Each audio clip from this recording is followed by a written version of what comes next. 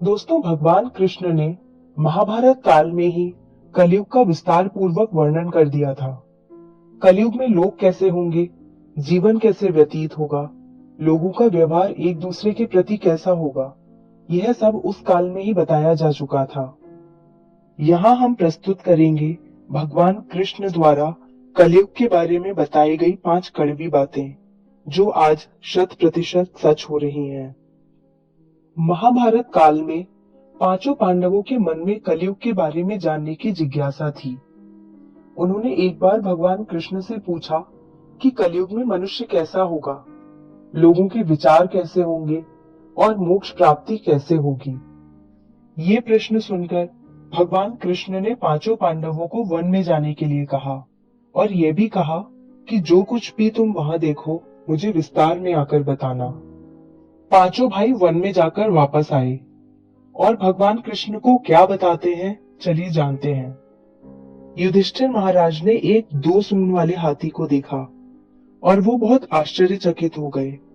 जब उन्होंने भगवान कृष्ण को इस दृश्य के बारे में बताया तो भगवान ने उत्तर दिया कि कलयुग में ऐसे लोग राज्य करेंगे जो बोलेंगे कुछ और करेंगे कुछ और।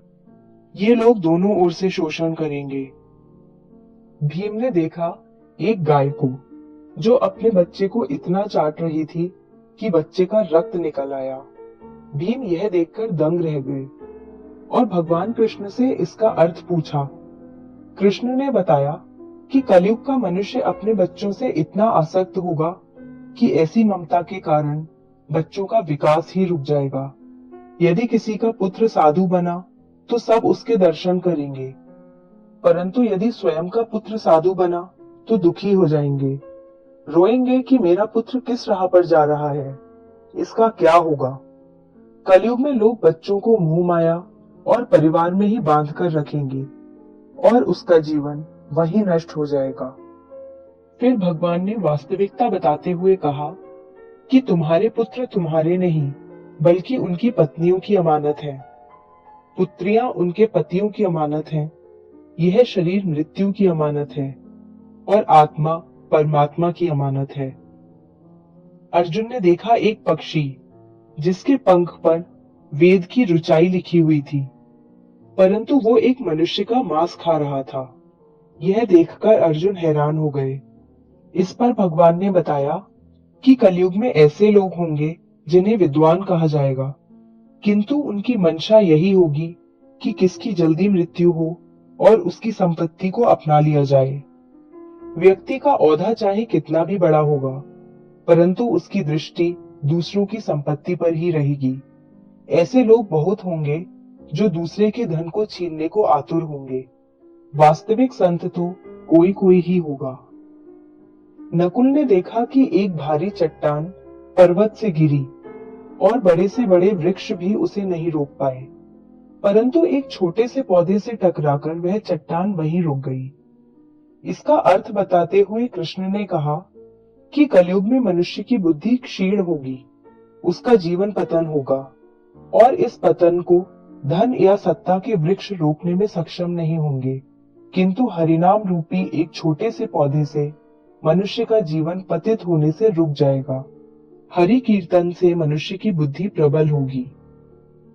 सहदेव ने वन में अनेकों कुएं देखे, जिनमें से केवल बीच का कुआं खाली था, जो कि सबसे गहरा था।